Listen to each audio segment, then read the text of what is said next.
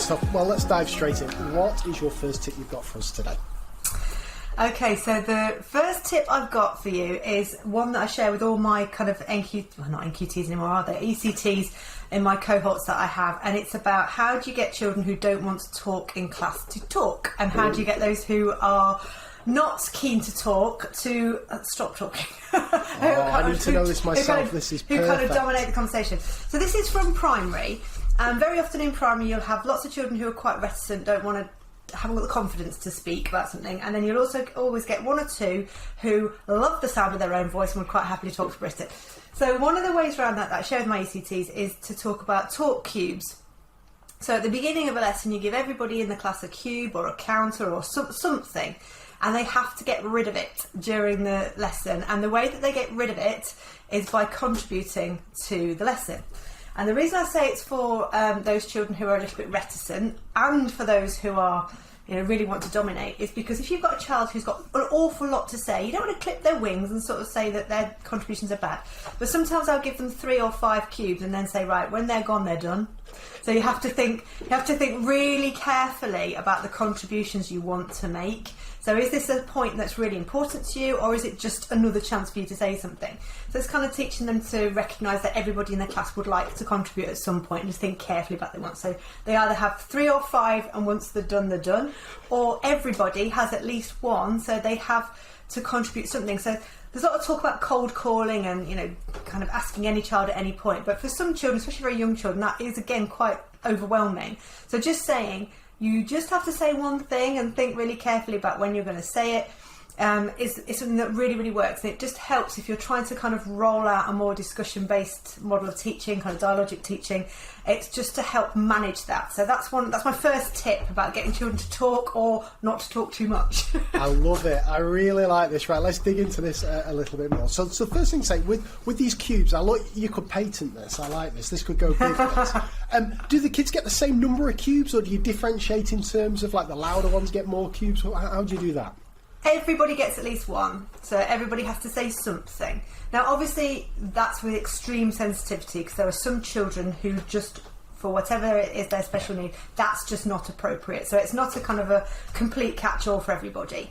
But for most of the class, everybody gets one. And then on occasions, if you're trying to encourage children to talk a bit more, you might give them 2 or 3. And then for other children who are really, really keen to share their ideas all the time, I've got one particular child in my head who always wanted to contribute.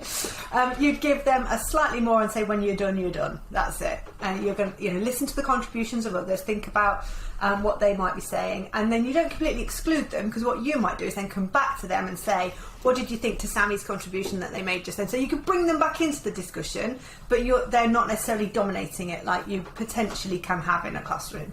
Got it. Lovely. And I think you've kind of half answered, or maybe even fully answered my follow-up question there, because one of my things with cold call, I'm a big cold call fan, but there's always a danger, I think, that once you've asked one child a question and they've given an answer, there's always a tendency for them to think, that's me, I can have a bit of a sit-off now for the rest of the lesson. Yeah. There's 30 kids in the class, what are the chances of him coming back to me? I can just imagine with these cubes, if I was a bit of a nervous child, I'd be thinking, right, let me get my contribution in pronto, give away my cube, and then that is me done and dusted.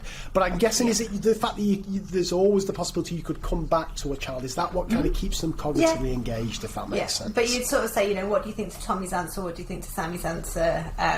Do you agree with them? So it's not necessarily that they are leading the discussion, but you would always draw them back in. It's not once I've dropped my kind of cube at the end of the table, I'm done. I can just sit back and think about my birthday party or playtime or whatever it is I'm going to be thinking about. No, but it's more to ensure that everybody contributes at some point, that you've not got those kind of key characters always dominating the discussion, and that you kind of send that message that everybody has something to say, and we should always value what everybody else thinks and draw them into the discussion. Got it. Lovely. And one final point on this, Emma. I really, really like this. And it builds on something I've been discussing with Jamie, Tom, and also Chris Such, who've been the previous two guests on the show. We've been talking lots about mass participation, and we've been talking about cold call, and particularly with Jamie talking about introverted students and so on. I'm just interested, the kind of messaging you would be giving to kids who perhaps are reluctant to contribute, and you've given them this cube. How are you? What kind of things are you saying to say, come on, share your answer, we value it? What's some of the messaging that works with these kids who are perhaps reluctant to contribute naturally? I see it's different in primary because you get to build up that relationship with the children because you're with them all day. So you can do little things like you're walking in after playtime and you just put the cube in their hand and go, I know you've got something brilliant to say. I can't wait for you to hear it. This is your secret ticket to tell me. I'm going to be so happy when you get rid of it. So it's kind of just encouraging them that way, but then the kind of classroom culture that you build as well, the wider classroom culture, is that everybody has something to say and everybody's got the chance to kind of to shine. But you would do it as you do in primary practice in multiple different ways. You don't leave it till the moment that you're going to ask the question. It's that kind of wider, broader culture that you build up in the classroom that needs to sit within. You can't just walk in cold on a Monday morning and go, right, Cubes Day. It has to be sort of part of what you do. Fantastic.